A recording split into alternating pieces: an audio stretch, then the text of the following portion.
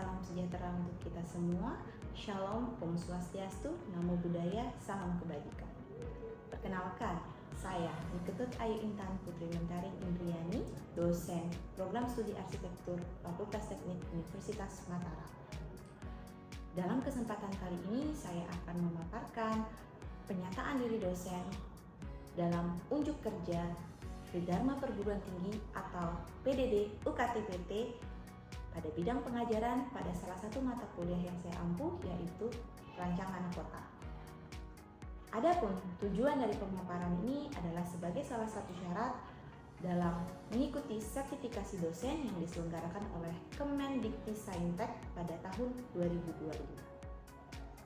Sebelum saya menjelaskan tentang mata kuliah perancangan kota, terlebih dahulu saya akan menjelaskan tentang pendekatan DIA atau Delivery, Interaction, and Assessment yang saya gunakan dalam proses pembelajaran. Delivery di sini menunjukkan bagaimana saya menyampaikan materi perkuliahan yang mencakup 16 kali pertemuan dalam satu semester. Interaction menunjukkan bagaimana saya berinteraksi dengan mahasiswa selama perkuliahan berlangsung, baik luring maupun daring. Serta assessment menunjukkan bagaimana saya menilai hasil belajar mahasiswa secara objektif setelah mengikuti serangkaian perkuliahan yang diberikan baik melalui kuis, tugas, maupun presentasi dan partisipasi di dalam kelas. Mata kuliah perancangan kota merupakan mata kuliah wajib dengan bobot 3 SKS dengan kode mata kuliah AR603 yang harus ditempuh oleh mahasiswa semester 6 pada Program Studi Arsitektur Fakultas Teknik Universitas Mataram. Mata kuliah ini berfokus untuk melatih kemampuan mahasiswa dalam memahami teori dasar, elemen-elemen, dan faktor yang perlu dipertimbangkan dalam perancangan kota untuk kemudian diimplementasikan dalam pengembangan konsep perancangan kota. Adapun capaian pembelajaran lulusan yang dibebankan pada mata kuliah ini meliputi CPL 3, yaitu mahasiswa diharapkan menguasai teori, prinsip, dan teknik perancangan pada bidang arsitektur, permukiman, dan kawasan perkotaan.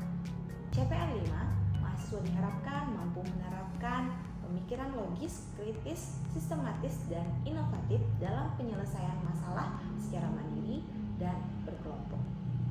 CPL 7, mahasiswa diharapkan mampu menyusun konsep dan rancangan arsitektur dengan mempertimbangkan aspek-aspek berkelanjutan serta mengkomunikasikannya dalam berbagai media. Sementara capaian pembelajaran mata kuliah yang diharapkan antara lain CPMK 1, mahasiswa diharapkan menguasai teori, prinsip, dan teknik perancangan kota. CPMK 2, mahasiswa diharapkan mampu menerapkan pemikiran logis, kritis, sistematis, dan inovatif dalam penyelesaian masalah perancangan kota, baik secara mandiri maupun berkelompok. CPMK 3, mahasiswa diharapkan mampu menganalisa, menyusun konsep, dan rancangan arsitektur dengan mempertimbangkan aspek-aspek berkelanjutan dan nilai-nilai kearifan lokal pada fasad perkotaan, serta mengkomunikasikannya dalam berbagai media. Berikutnya, sub CPMK atau kemampuan akhir dari tiap tahapan belajar yang diharapkan pada mata kuliah perancangan kota ini antara lain sub CPMK 1, mahasiswa diharapkan mampu memahami dan menjelaskan teori dasar rancangan kota dan prinsip-prinsipnya. Sub CPMK 2, mahasiswa diharapkan mampu menguraikan serta menganalisis elemen dan faktor-faktor yang mempengaruhi maupun yang perlu dipertimbangkan dalam perancangan kota. Sub CPMK 3, mahasiswa diharapkan mampu memahami, menjelaskan, dan mengaplikasikan teori ke dalam konsep perancangan kota. Kuliahan perancangan kota diselenggarakan dengan metode blended learning, yaitu perpaduan antara pembelajaran luring dengan tatap muka langsung dan daring melalui LMS Universitas Mataram, yaitu daring.unram.ac.id. Mahasiswa dapat mengakses materi perkuliahan, mengunduh RPS dan RTM, serta mengunggah tugas secara online, sementara pembelajaran dilakukan secara interaktif melalui diskusi, studi kasus, dan presentasi proyek dilakukan secara langsung di dalam kelas. RPS mata kuliah Rancangan kota telah disesuaikan dengan kurikulum OBE, di mana 80% dari metode pembelajaran yang digunakan berbasis case dan project. Secara garis besar, pada mata kuliah perancangan kota, penilaian dibagi menjadi 4 komponen. Yang pertama, bobot 40% untuk tugas studi kasus. Yang kedua, bobot 40% untuk tugas proyek perancangan. Yang ketiga, bobot 10% untuk kuis. Dan yang keempat, bobot 10% untuk partisipasi dan keaktifan mahasiswa di dalam kelas. Penilaian dilakukan secara objektif berdasarkan indikator ketercapaian penguasaan materi dan ketepatan jawaban di dalam kuis, partisipasi aktif, kemampuan analisis, dan kemampuan mengimplementasikan teori dalam penyusunan konsep rancangan.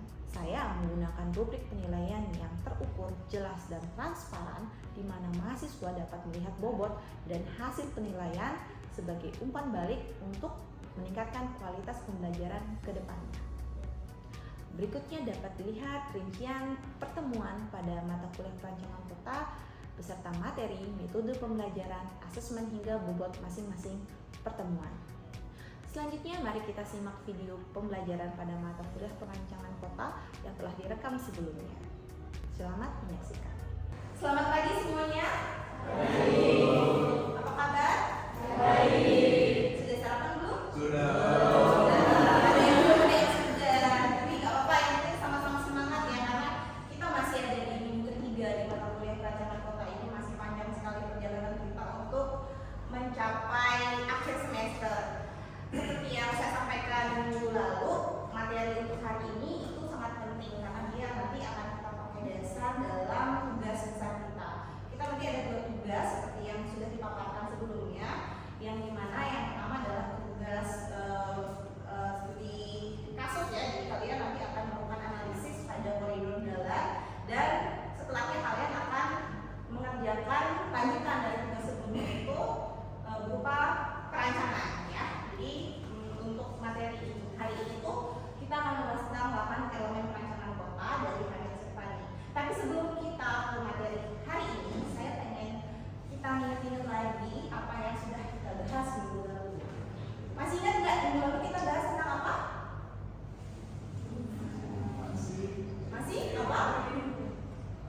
Kita belajar tata ruang kota. Oke, Irfan, thank you ya. Jadi kita minggu lalu belajar tentang tata ruang kota. Masih ingat di tata ruang kota kemarin kita membahas tentang apa? Ada tentang apa kita bahas? Oke, Irfan silahkan. Kemarin kita belajar tipologi dan juga morfologi kota. Oke. Tipologi itu sendiri kan lebih ke ilmu yang pelajari tentang klasifikasi dari kota tersebut. Kemudian morfologi itu tentang bentuk. Oke, bagus sekali Irfan. Irfan masih ingat? Yang lain masih ingat kan? Ya. Semoga masih ingat ya. Baru minggu lalu soal yang kita bahas. Jadi kemarin kita sudah membahas tentang definisi kota, kita juga bicara tentang morfologi dan tipologi kota. Kita juga membahas tentang klasifikasi kota berdasarkan jumlah penduduknya. Oke, mungkin kita nggak banyak bahas minggu lalu karena kalian juga sudah mendapatkan materinya. Kita langsung fokus ke materi hari ini. Nah, khusus untuk hari ini kita akan bahas yang 8 elemen. Sebelum kita bahas satu-satu, kita ada pertanyaan dulu. Apa itu yang dimaksud dengan elemen perancangan kota? Kita mulai dari elemen dulu. Apa pemahaman kalian tentang elemen? Apa pemahaman kalian tentang elemen? Pengertian elemen itu sendiri kalian pahami sebagai apa? Bagian-bagian dari bagian-bagian yang mengusung kota. Oke, bagian-bagian kecil dari suatu objek, apakah itu kota dan lain sebagainya ya kalau elemen ya. Nah, berarti kalau elemen perancangan kota berarti apa? Elemen-elemen pembentuk kota mungkin jawabannya kalau dari hasil pemahaman Irfan tadi ya. Oke, jadi elemen perancangan kota ini sebenarnya adalah unsur-unsur yang ada membentuk kota yang sebenarnya dia itu harus kita kendalikan ya, kita arahkan. Kenapa kira-kira? Kenapa kira-kira elemen itu harus diarahkan? Agar penataannya tertata, Bu. Agar penataannya tertata. Terima kasih Jasmine. Yang lain punya pendapat yang lain? Ada pendapat lain? Biar kotanya nggak kumuh, Bu. Oke, itu juga bisa jadi salah satu alasan kenapa unsur-unsur atau elemen kota itu perlu dirancang ya, perlu dikendalikan supaya kotanya tertata, supaya nggak kumuh, supaya nyaman dihuni dan lain sebagainya. Oke, kalau kita definisikan elemen perencanaan kota itu sebenarnya adalah unsur atau bagian-bagian dari arsitektur kota yang dimana sangat berpengaruh terhadap pembentukan ruang kota itu sendiri ya. Jadi kita perlu mengarahkan dan juga mengendalikan kota tersebut agar sesuai dengan skenario perencanaan atau pembangunan yang direncanakan ya. Jadi kalau kalian merancang bangunan aja, kalian kan pasti merencanakan ya. Begitu juga dengan kota. Jadi kita harus memperhatikan elemen-elemen ini, bagaimana integrasinya satu sama lain, bagaimana kita memaksimalkan masing-masing elemen tersebut untuk kepentingan dan keberlangsungan kota itu sendiri. Oke? Ada yang pernah dengar tentang teori dari Hamid Sufrani ini terkait dengan elemen perencanaan kota? Ada apa aja? Masih? Ada aktivitas? Apa lagi? Ada yang apa lagi? Yang paling gampang sebenarnya, yang paling sering kalian pakai di perancangan. Aduh, oke. Kita mulai dari yang pertama ya. Tata guna lahan, ya. Tata guna lahan. Apa lagi? Bentuk dan fase bangunan, ya. Kemudian apa lagi? Sirkulasi. Tadi ada yang bilang sirkulasi, Adrianin. Sirkulasi, kalau udah sirkulasi berarti dia sepaket sama parkir, ya. Kemudian apa lagi? Area berjalan kaki, ya. Jangan lupa kalau ada kendaraan, ada juga berjalan kakinya. Kemudian ada ruang terbuka, signage, dan juga ada pendukung kegiatan tadi sudah disebut oleh Jasmine, dan reservasi. Ini 8 elemen rancangan kota yang perlu kita pertimbangkan dalam merancang. Jadi ke-8 elemen ini harus saling mengisi, ya. Nah, oke, kita mulai dari yang pertama. Tadi saya sudah sebutkan bahwa ini sering sekali dipakai di dalam perancangan. Dipakai untuk apa ya? Tata guna lahan. Kalau kita membangun, kalian sering tanya, udah cek RW-nya, ya kan? Mau merancang, itu kita ngecek tata guna lahannya, peruntukannya, ya, peruntukan lahan kita sudah sesuai atau enggak. Nah, itu diatur dalam tata guna lahan. Berarti tata guna lahan ini pengertiannya apa?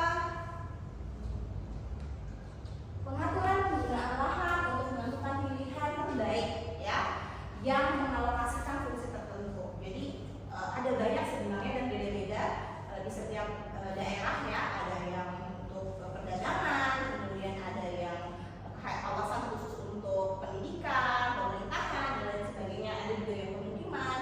Nah, di sini diatur peruntukannya. Kira-kira kenapa dia harus diatur? Kenapa?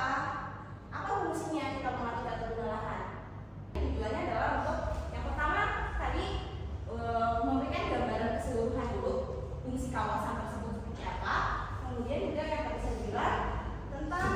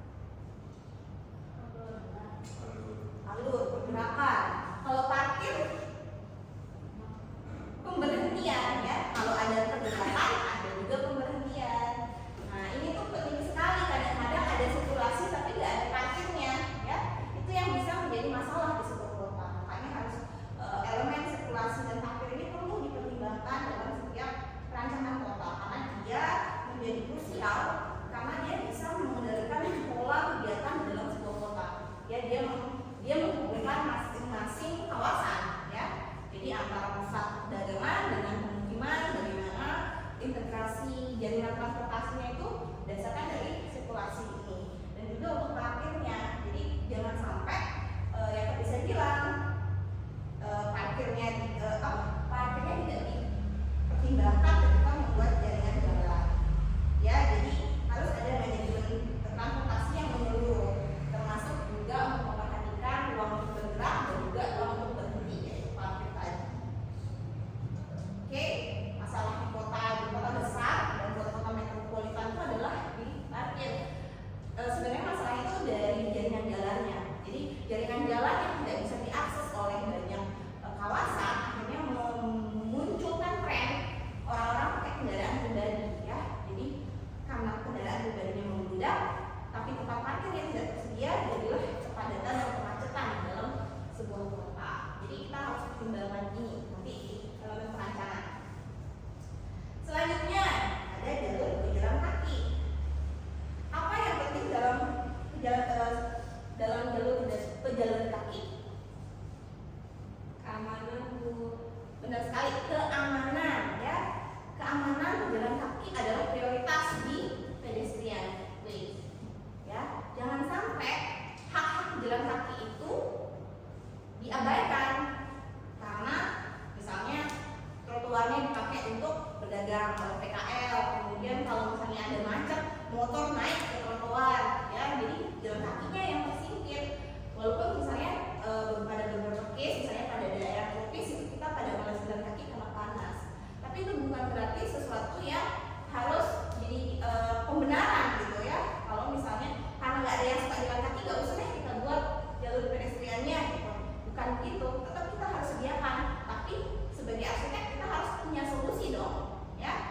Kalau misalnya panas harusnya ada perindah, mungkin ada shelternya atau ada peneduh di sepanjang koridor jalan kaki itu sehingga orang tetap bisa nyaman, ya. Jadi seperti yang tadi saya bilang bahwa jalan kaki itu prioritasnya adalah bebas hambatan, dia harus aman, harus nyaman.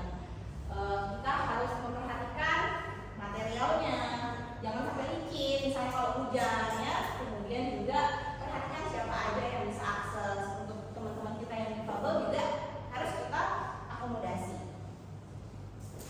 Oke, selanjutnya saya pengen kalian membagi dalam 2 kelompok, ya. Ini ada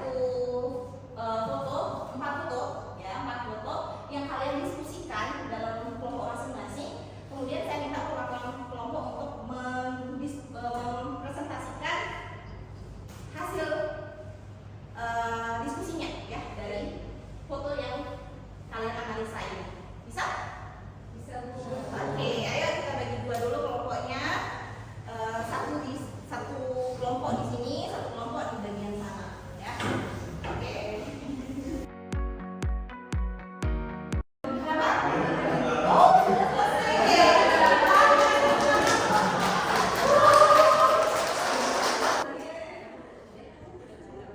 Silakan, adik-adik.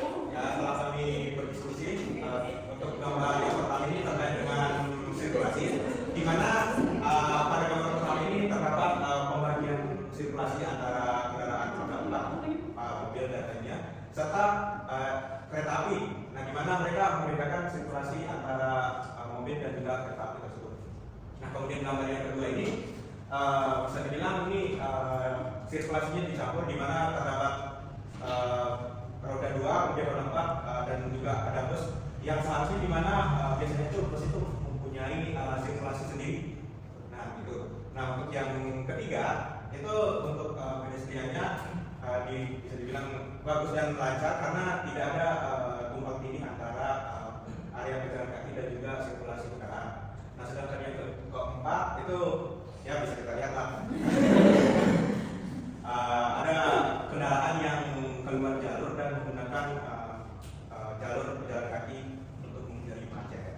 Oke, itu aja. Oke, selanjutnya nomor 2, silakan perwakilannya. Ada yang mau menyampaikan pendapatnya? Oke, silakan. Pertama bisa digambarkan PMD kota yang sudah berkembang, kota yang sudah modern.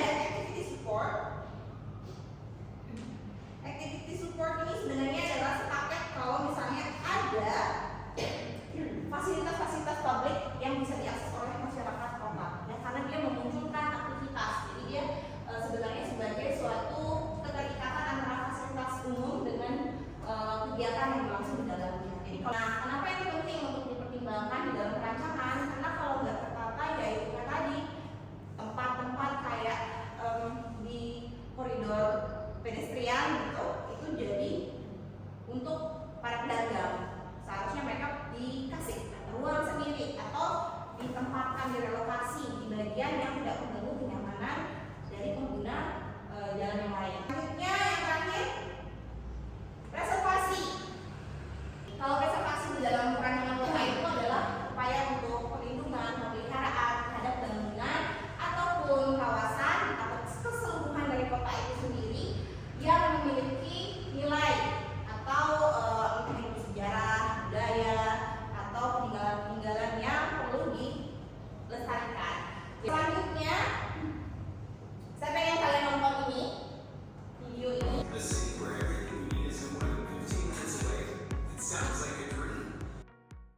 Kira-kira ada yang bisa ngasih gambaran atau yang menjelaskan pemahaman kalian terkait video yang tadi?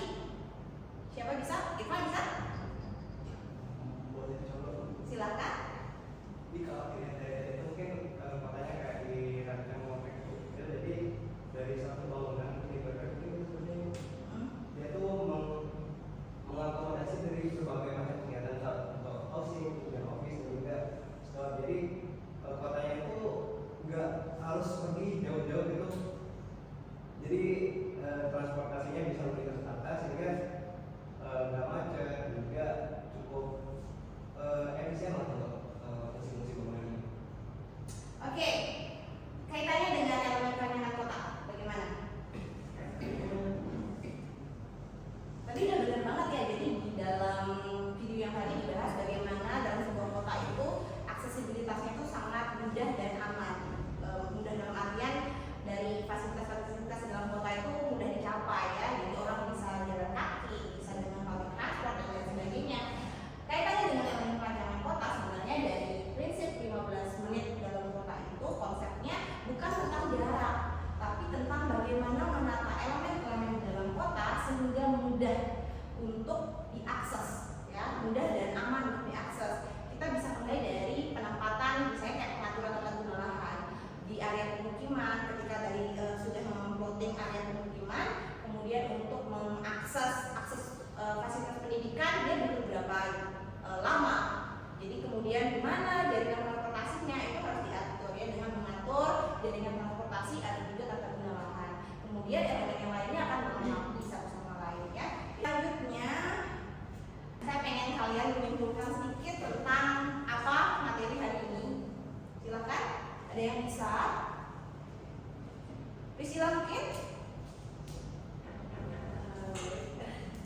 Jadi hari ini kita belajar tentang beberapa elemen perancangan kota, yaitu elemen yang membentuk semua kota. Itu ada 8, ada ruang, bentuk dan bangunan, sirkulasi, ruang hijau, pedestrian, terus simbol, terus ada preservasi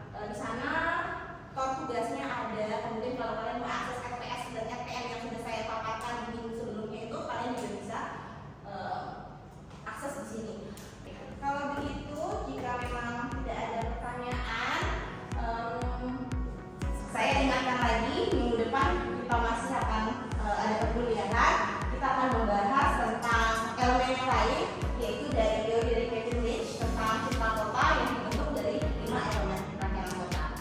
Materinya bisa kalian akses juga untuk yang minggu depan di daring, jadi kalian bisa baca dulu sebelum kita ketemu minggu depan.